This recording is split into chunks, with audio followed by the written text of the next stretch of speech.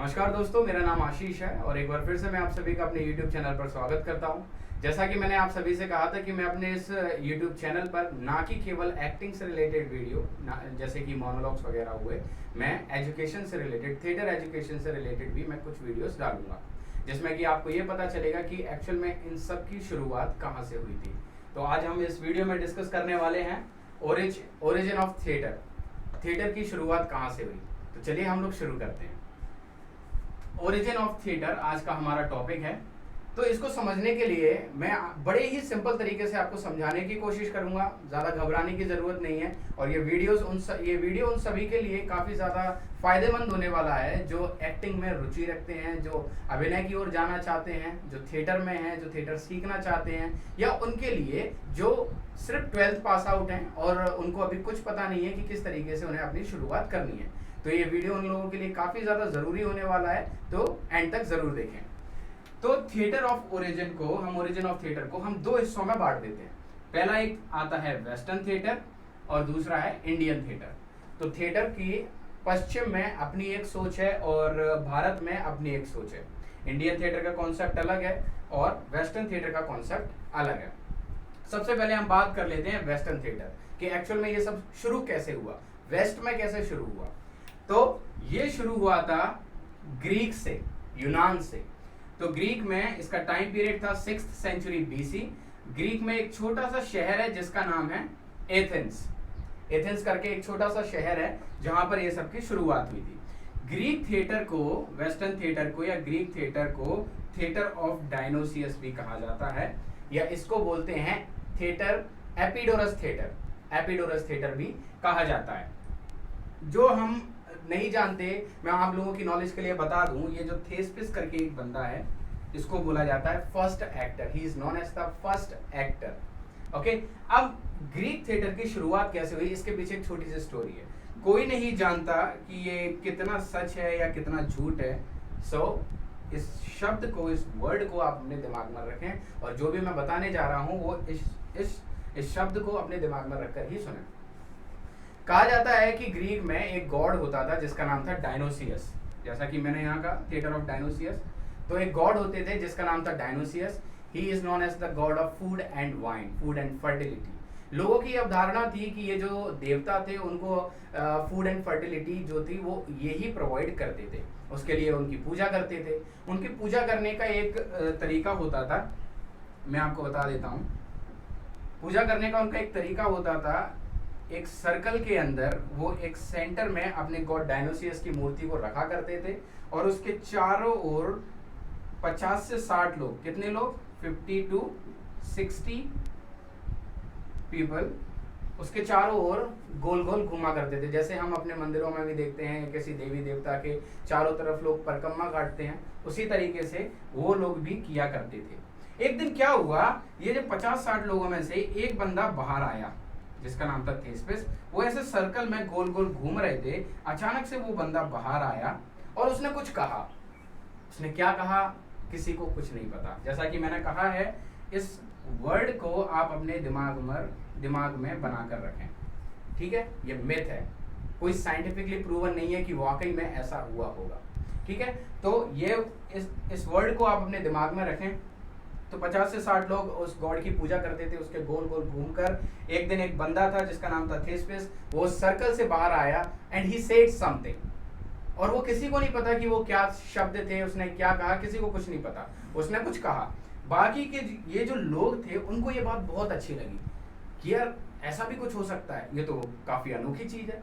तो उन्होंने क्या किया, ये धीरे धीरे 50 से 60 लोग, इनकी जो वर्शिप थी, रिचुअलिटी, RETUALITY, तो ये जो रिचुअलिटी थी, जो वर्शिप करने का जो तरीका था, वो धीरे धीरे एक ड्रामा प्रेजेंटेशन में कन्वर्ट हो गया। ड्रामा प्रेजेंटेशन, ठीक है, एक ड्रामा प्रेजेंटेशन में कन्वर्ट हो गया। कहाँ से शुरू हुआ, रिचुअलिटी से शुरू हुआ, धीरे धीरे क्या हुआ, वो एक ड्रामे के फॉर्म में कन्वर्ट हो गया। तो ये है ग्रीक का अपना एक मिथ, जिस तरीके से ड्रामा शुरू हुआ ग्रीक के अंदर। वेस्टर्न थिएटर की थ्योरी ये है, ठीक है। टाइम कौन सा शहर था, मैं एक बार फिर से सरसरी तौर पर आपको बता देता हूँ। ग्रीक देश था, 6th century BC time period है। एथेंस करके एक शहर है, और थिएटर ऑफ डायनोसियस जिसे कहा जाता है, थिएटर ऑफ एपिडोरस कहा जाता है, फर्स्ट एक्टर थेस्पेस है। ओके, अब मैं आपको एक चीज और बता देना चाहता हूं इसमें, ग्रीक में एक बहुत बड़े फिलोसोफर हैं जिनका नाम था एरिस्टोटल, ARISTOTLE, ये नाम को जरूर याद रखें, काफी इंपॉर्टेंट नाम है। जब हम ग्रीक थिएटर को जब हम पढ़ते हैं, ग्रीक थिएटर के बारे में जब हम जानने की कोशिश करते हैं, तो एरिस्टोटल एक बहुत ही फेमस नाम है, ठीक है, जिनका कहना है कि theatre is the mirror of this world, theatre is the mirror of this world. मतलब कुछ शब्दों में उन्होंने पूरे रंगमंच को बयां कर दिया, कुछ शब्दों में, theatre is the mirror of this world. मतलब हम रंगमंच पे जो कुछ भी प्रदर्शित करते हैं, कुछ भी है, कुछ भी प्रेजेंट करते हैं, वो एक्चुअल में क्या है, हमारे समाज का एक आईना है। वही तो हम लोग करते हैं। एक अभिनेता क्या करता है, जब हम किसी किरदार को निभाते हैं तो सबसे पहले हमें उसका ऑब्जर्वेशन करना होता है, उसको अच्छी तरीके से देखना होता है कि इसका चाल चलन क्या है, इसकी साइकोलॉजी क्या है, इसकी डेली रूटीन क्या है, दिनचर्या क्या है, किस तरीके से चलता है, किस तरीके से बैठता है, सोचने का तरीका क्या है। जब हम ये सब कुछ ऑब्जर्व करते हैं तब वही चीज को हम जाकर स्टेज पर प्रेजेंट करते हैं। यही तो एक्टिंग होती है, राइट। अभी एक्टिंग शब्द में बिल्कुल मत फंसिएगा, ये एक मैंने आपको जनरल आपको मैंने एक थ्योरी दी है कि ग्रीक में किस तरीके से शुरुआत हुई। अब आ जाते हैं हम इंडियन थिएटर की ओर। बेसिक इंट्रोडक्शन है दोस्तों, ज्यादा डीप में मैं नहीं जा रहा हूं, है ना, ज्यादा डीप में जाने की जरूरत नहीं है। आप बस एक बेसिक नॉलेज अपने पास रखिए कि एक्चुअल में थिएटर की शुरुआत कैसे हुई। तो वेस्टर्न का मैंने आपको बता दिया, ग्रीक देश में था जब ये शुरुआत हुई, 6th सेंचुरी BC। एथेंस एक छोटा सा शहर था जहां से ये सब शुरू हुआ और रिचुअलिटी से ये सब शुरू हुआ था। उसके बाद इसको थिएटर ऑफ डायनोसियस कहते हैं, थिएटर ऑफ एपिडोरस कहते हैं। फर्स्ट एक्टर जो है ग्रीक का माना जाता है जिसका नाम था थेस्पेस, ऑलराइट। और एक एरिस्टोटल करके एक फिलोसोफर है जिन्होंने काफी सारे विषय के ऊपर, काफी सारे सब्जेक्ट्स के ऊपर उन्होंने अपनी थ्योरीज दी हैं। उन्होंने वो एक पहले ऐसे व्यक्ति हैं जिन्होंने थिएटर को लेके अपनी एक थ्योरी दी, जो कि वो कहते हैं कि रंगमंच जो है समाज का आईना है। जो कुछ भी हम समाज में से देखते हैं वही हम रंगमंच पर प्रदर्शित करते हैं। ओके, अब हम बात करते हैं इंडियन थिएटर की। सेम माइथोलॉजी, ऑलराइट, माइथोलॉजी ही चलती आ रही है। साइंटिफिक क्या है, क्या लोग साइंटिफिक तरीके से लोग क्या सोचते हैं थिएटर के बारे में, वो भी मैं आपको बता दूंगा। Okay, so Indian theatre theory क्या है, इसका ओरिजिन माना जाता है नाट्य शास्त्र। अब नाट्य शास्त्र क्या है, मैं आपको सिंपल करके बता देता हूं। आप यहां से देख लीजिएगा, नाट्य ये दो शब्दों से बना है, ठीक है, प्लस शास्त्र, ठीक है, दो शब्दों से मिलकर बना है। ओके, नाट्य का मतलब क्या होता है, सिंपल, नाट्य से हर कोई इजीली हम समझ सकते हैं। नाट्य मतलब नाटक, राइट, नाटक जिसे हम कह सकते हैं ड्रामा, ओके, और यू कैन से प्ले। शास्त्र मतलब प्रिंसिपल, ओके, हिंदी में बोलते हैं सिद्धांत। हिंदी मेरी कमजोर है तो देख लीजिएगा ये सही है या नहीं, ठीक है। तो जो भी है मैं आपको बता देता हूं, नाटक सिद्धांत मतलब ऐसा शास्त्र जो हमें नाटक करने का सिद्धांत बताता है कि नाटक को किस तरीके से किया जाए, है ना। तो इंडियन का जो थिएटर कॉन्सेप्ट है वो ये है कि नाट्य शास्त्र से इसकी उत्पत्ति मानी जाती है। Again myth written by Bharat Muni. कहा जाता है कि ये जो नाट्य शास्त्र है भरत मुनि जी ने लिखा है। अब भरत मुनि जी एक्चुअल में इसके ऊपर भी कई सारी अपनी अपनी अवधारणा है, जो थिएटर थ्योरिटिशियंस हैं उन्होंने अपनी अपनी अवधारणा दी है। मैं नाम नहीं लेने जा रहा हूँ, अदरवाइज आप और कंफ्यूज हो जाओगे। मैं डीप में बिल्कुल नहीं जाऊंगा, मैं still I am telling you कि ये बेसिक इंट्रोडक्शन है, ठीक है, तो उसी हिसाब से आप समझिए। तो भरत मुनि करके एक व्यक्ति थे, जो कई सारे लोग कहते हैं कि वो एक ऋषि मुनि थे जिनके 100 पुत्र थे जिनका नाम भी भरत था, ठीक है, और कोई कहता है कि उनके 100 शिष्य थे जिनका नाम भरत था, हैं, और कोई कहता है कि ये भरत मुनि ने लिखा है। और इसके ऊपर एक प्रचलित कहानी है, दंत कथा जिसे बोलते हैं। तो कहा जाता है त्रेता युग में जब लोग पृथ्वी पर लोग काफी ज्यादा पीड़ित थे, काफी ज्यादा परेशान थे, जो बड़े लोग थे वो छोटे लोगों को दबाते जा रहे थे, तब जाके क्या हुआ, जब त्राहिमम लोग चिल्ला रहे थे धरती के ऊपर, ओ महाराज हमें बचाओ, भगवान हमें बचाओ, जब लोग इस कंडीशन में थे तो ऊपर से इंद्रदेव ने देखा, अरे बाप रे मेरे सारे बच्चे इतने ज्यादा परेशान हैं, तो उन्होंने क्या किया, उनकी प्रार्थनाओं को सुना। इंद्रदेव गए ब्रह्मा जी के पास, ब्रह्मा जी ने कहा, अरे महाराज आप क्या कर रहे हो, यहाँ बैठे बैठे धरती पर देख नहीं रहे कितने सारे लोग परेशान हो रहे हैं, उन लोग के लिए कुछ करो, जो बेचारे शूद्र लोग हैं, जो गरीब लोग हैं, जिनको लोग इतना सता रहे हैं, उनके मनोरंजन के लिए आप कुछ बनाओ, क्यों नहीं किया आपने ऐसा कुछ उनके लिए। तो उन्होंने कहा चलो कोई बात नहीं, शांति रखो, मैं अभी सब सही कर देता हूँ। तो उन्होंने अपने चारों हाथ निकाले इधर उधर से, और चारों हाथों पर अपने अपने एक एक वेद को उन्होंने बुलाया, जैसे कि मैंने यहाँ डिस्क्रिप्टेड किया हुआ है। ऋग्वेदा उन्होंने लिया, सामवेदा लिया, आयुर्वेदा लिया और अथर्ववेदा लिया। उन्होंने क्या किया, चारों वेदों को अपने हाथ में लिया, कहानी है समझ रहे हैं ना आप, कहानी ही बता रहा हूँ, चारों वेदों को अपने हाथ में लिया और हर वेद से उन्होंने कुछ कुछ हिस्सा निकाल दिया। जैसे ऋग्वेदा से उन्होंने पाठ लिया, स्क्रिप्ट, सामवेदा से उन्होंने गीत लिया, संगीत लिया, सॉन्ग्स, आयुर्वेदा से उन्होंने अभिनय लिया, एक्टिंग, एंड अथर्ववेदा से उन्होंने रस लिया, ठीक है, रसा। इन चारों चीजों को उन्होंने पूरा मसाला चटनी बनाकर बम से एक जादू किया और बन गया Natya Shastra. It is also known as Pancham Veda, PANCHAM, पंचम वेद, ठीक है, पंचम वेदा। नाट्य शास्त्र इज आल्सो नोन एज पंचम वेदा, मतलब फिफ्थ शास्त्र अगर हम कहा जाए तो ये पांचवा वेद है, ठीक है। उन्होंने बताया कि ये नाट्य शास्त्र मैंने बनाकर दे दिया है, अब ये एक ऐसे व्यक्ति को जाके दे दो जो काफी ज्यादा सिद्ध हो, मतलब पवित्र हो, है ना, और जिसने अभी तक कोई ऐसा कर्म नहीं किया है, मतलब कोई गलत काम नहीं किया हो। तो लोगों ने कहा भाई हमें तो इतनी, जो इंद्रदेव थे उन्होंने कहा भाई हमारे बस की बात नहीं है, हम नहीं संभाल पाएंगे, ये बहुत ही पवित्र शास्त्र है, ये हमारे बस की बात नहीं है। तो लोग सोच में पड़ गए, फिर अब बंद तो गया ही है ना, कहते नहीं है ढोलक एक बार मर जाती है फिर बजानी तो पड़ती है, सेम वैसे ही सिद्धांत हो गया। अब नाट्य शास्त्र बंद हो गया भाई, अब इसका क्या किया जाए। तो उन्होंने कहा कि ऐसा है महाराज कि एक भरत करके एक ऋषि है, एक मुनि है, और उनका एक बहुत बड़ा कुटुंब भी है जो इसका अच्छे से देखभाल कर सकते हैं, जो इसके ऊपर काम कर सकते हैं। तो उन्होंने कहा भाई बन गया है, अब जिसको देना है दे दो। उन्होंने कहा ऋषि जो भरत मुनि है उनको दे दो। तो उन्होंने क्या किया, भरत मुनि को जाके पकड़ा दिया कि भाई जब ब्रह्मा जी ने बहुत स्ट्रिक्टली बोला है, आप इसको अपने हिसाब से संभालो, जैसे चलाना चलाओ और नाटक आटक करते रहो, ठीक है। उसके बाद नाटक हुआ, उन्होंने उसकी शुरुआत की। अच्छा पहला नाटक क्या हुआ, फिर उसके बाद क्या क्या परेशानियां आई, वो सब हम डिस्कस नहीं करेंगे, हम सिर्फ ओरिजिन की बात कर रहे हैं, शुरू कैसे हुआ, ठीक है। तो नाट्य शास्त्र की इस तरीके से शुरुआत हो गई थी। अगर हम इसमें, मैं देख रहा हूं मैं कुछ और भूल तो नहीं रहा, पंचम वेद आ गया, पंचम वेद आ गया, ठीक है। तो ये ओरिजिन है भाई, ये बेसिक इंट्रोडक्शन है थिएटर के, रंगमंच के इतिहास से लेकर कि उसकी शुरुआत कैसे हुई, है ना। अब हम एक छोटा सा डिस्कशन और कर लेते हैं। सॉरी ओके, ठीक है, छोटा सा डिस्कशन में एक बार आपको सरसरी तौर पर एक बार फिर से सब कुछ समझा देता हूँ, ठीक है। कंफ्यूज होने की जरूरत नहीं है, बिल्कुल कहानी की तरह आप इसको समझें। अच्छा मैं आपको बताने वाला था कि साइंटिफिक रीजन क्या है, तो पहले मैं ये दोनों डिस्कस कर देता हूँ आपको, उसके बाद एक साइंटिफिक रीजन और बता दूंगा कि क्या है। तो ओरिजिन ऑफ थिएटर, इसको दो हिस्सों में हमने डिवाइड किया। सबसे पहले एक वेस्टर्न थिएटर, फिर एक इंडियन थिएटर। रुक जा भाई, ठीक है, वेस्टर्न थिएटर, इंडियन थिएटर। उसके बाद वेस्टर्न को हम पहले डिस्कस कर लेते हैं। ओरिजिन क्या है, ग्रीक एक कंट्री है। टाइम क्या था, 6th सेंचुरी BC।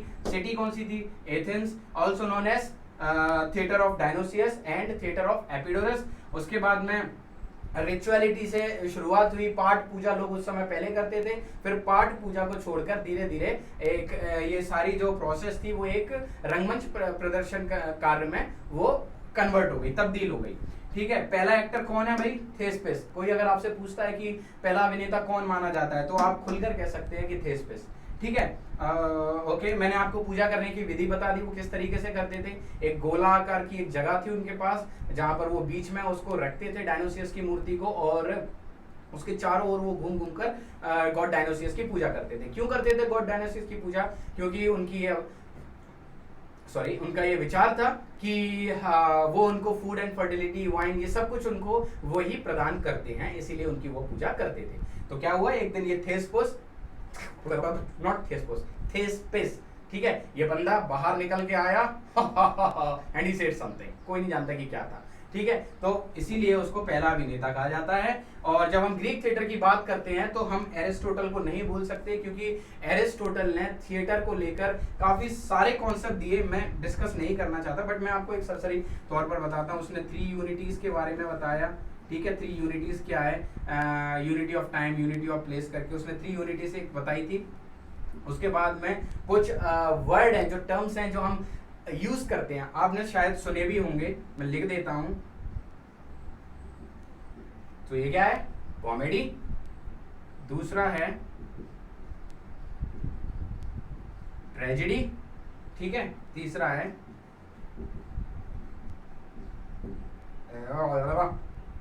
सटायर, ठीक है। तो ये 3 जो कॉन्सेप्ट हैं, ये इनकी शुरुआत भी ग्रीक से हुई, और ग्रीक से इनकी शुरुआत हुई तो वहां पर एक कॉन्सेप्ट और आ जाता है, और वो है, मैं कहां पर बना दूं, यस ये मैं कैसे भूल गया। ये जो हम बनाते हैं ना, इसको बोलते हैं मास्क। तो मास्क का जो कॉन्सेप्ट है, इसकी शुरुआत भी ग्रीक से हुई, और ये उनके ड्रामा प्रेजेंटेशन में ये मस्ट था। जब यूनान के लोग अपना नाट्य प्रदर्शन करते थे, वो मास्क पहनकर ही करते थे। यूट्यूब पे काफी सारी वीडियोस है, आप चाहें तो उनको देख सकते हैं। वो उनके जितने भी ड्रामा प्रेजेंटेशन होते थे, मास्क पहनते थे, उनका कॉस्ट्यूम में बड़े बड़े वो चोगे पहना करते थे, ब्लैक कलर के ज्यादातर हुआ करते थे, और ग्रे कलर में, डार्क ग्रेश कलर में उनके कॉस्ट्यूम हुआ करते थे। मास्क के अंदर सॉरी, मैं फिर से आपने मैं यही तो मेरी दिक्कत है, मैं टॉपिक से बहुत जल्दी भटक जाता हूँ। सो ये हमारे ओरिजिन के बारे में एरिस्टोटल ने ये 2 कॉन्सेप्ट और दिए थे, जिनके बारे में मैं चर्चा नहीं कर रहा हूँ, अदरवाइज वीडियो बहुत बड़ी हो जाएगी और आप काफी ज्यादा कंफ्यूज हो जाएंगे। इसीलिए मैं सब कुछ धीरे धीरे समझा रहा हूँ। तो ये वेस्टर्न थिएटर का कॉन्सेप्ट है, उम्मीद है आपको समझ आ गया होगा। इंडियन थिएटर में नाट्य शास्त्र से इसकी उत्पत्ति मानी जाती है। मैंने बताया त्रेता युग में जब लोग काफी ज्यादा धरती पर परेशान हो गए थे, पीड़ित हो गए थे, तब इंद्रदेव ने उनकी परेशानी को देखा, ब्रह्मा जी के पास गए। ब्रह्मा जी ने जो किया, अपने चारों हाथ में एक एक वेद को लिया, और उन चारों वेद से कुछ कुछ लिया, और 5वां वेद तैयार कर दिया, जिसका नाम रखा गया नाट्य शास्त्र। नाट्य शास्त्र मतलब ड्रामा करने के लिए एक उन्होंने शास्त्र बनाया, जो नाटक करने की विधि को सिखाता है, किस तरीके से अभिनय करना है। ये सारा एक उनका टाइम पीरियड, ये भी एस्टिमेट टाइम पीरियड है, कोई प्रूफ नहीं है कि किस तरीके से ये शुरू हुआ। अब मैं एक आपको बिल्कुल एक लॉजिक की बात बताता हूँ, साइंटिफिक रीजन में कि क्या है। एक्चुअल में लोग ये समझते हैं कि जो साइंटिफिक रीजन है अभिनय शुरू होने का, वो ये मान सकते हैं कि जब अर्ली मैन का जो टाइम पीरियड था, ठीक है, अभिनय वहां से शुरू हुआ होगा। उनका ये मानना है, साइंटिफिक रीजन मैं आपको बताता हूं, क्योंकि वो ये कहते हैं कि जब से मनुष्य का निर्माण हुआ, जब से लोग इस धरती पर, जब ह्यूमन एवोल्यूशन हुआ, उसके साथ साथ कला का भी एवोल्यूशन हुआ। जब हम अपने पुराने केव्स देखते हैं, गुफा देखते हैं, है ना, तब हमें पता चलता है उनमें काफी सारे प्राचीन पेंटिंग्स हैं, और कई सारे हम इंस्ट्रूमेंट के भी पिक्चर्स हम देखते हैं। तो कहीं ना कहीं नाटक की भी शुरुआत अर्ली टाइम पीरियड से ही हुई है। अब इसके पीछे भी एक कहानी है, मैं वो भी बता देता हूँ कि जब लोग आदि मानव जब शिकार करने जाते होंगे, और जब वो शिकार को पकड़कर वापस आकर वो जब खाना बनाने की जो प्रक्रिया उनकी होती होगी, तब जाकर वो एक सभा बनाते होंगे और साथ में बैठते होंगे। जैसे हम आज भी हम अपने घरों में हम यही करते हैं, जब हम कुछ भी हमारे साथ हम रास्ते में जाते हैं, हम घर में जरूर डिस्कशन करते हैं, अरे मैं रास्ते से जा रहा था और सामने से गाड़ी वाले ने उसको टक्कर मार दी और फिर ऐसा ऐसा सीन क्रिएट हो गया, है ना। तो जरूरी थोड़ी ना है कि आज हम ये करते हैं तो इससे पहले नहीं होता होगा, राइट, इससे पहले भी होता होगा। तो इसी तरीके का एक वातावरण होता होगा, वो लोग आपस में चर्चा करते होंगे, तब इंस्टेड ऑफ सेइंग, उनको बताने की बजाय वो उस चीज को कर दिखाते होंगे। 4-5 लोग जो शिकार करने जाते थे वो इकट्ठे होते होंगे, फिर कोई शेर बनता होगा, कोई शिकारी बनता होगा, है ना, और वो उसको बताते होंगे। मतलब एक पूरा ड्रामेटिक फॉर्म वो वहां पर तैयार करते होंगे, और वो एक प्रदर्शन के थ्रू लोगों को बताते होंगे कि भाई इस तरीके से हमने इस शेर का शिकार किया है। समझ में आ गया। तो ये एक अपना एक टाइम पीरियड है, साइंटिफिक रीजन कि जब से अर्ली टाइम पीरियड शुरू हुआ है, तब से ड्रामा का भी ओरिजिन हम मान सकते हैं। तो मैंने आपको वेस्टर्न थिएटर थ्योरी माइथोलॉजी बता दी, उसके बाद मैंने इंडियन थिएटर थ्योरी माइथोलॉजी बता दी, और एक साइंटिफिक रीजन क्या है, किस तरीके से शुरुआत हुई। तो यही एक सिंपल सा कॉन्सेप्ट है, ज़्यादा कंफ्यूज होने की ज़रूरत नहीं है। एक बार आप फिर से देख लीजिए, और अगर आपको कहीं भी लगता है कि मैंने एक बार फिर से आपको बोल रहा हूँ, ये एक बेसिक इंट्रोडक्शन है। मुझे पता है इसमें कई सारी ऐसी चीज़ें हैं जो मैंने आपको नहीं बताई हैं, क्योंकि मैं जानता हूँ अगर मैं उन चीज़ों में घुसूंगा तो उसको लिंक करने के लिए मुझे और भी सारी चीज़ें खोलनी पड़ेंगी। मेरी एक बात ध्यान से समझ लीजिए दोस्तों, थिएटर जो है एक प्याज की तरह है। प्याज समझ गए ना, ऑनियन।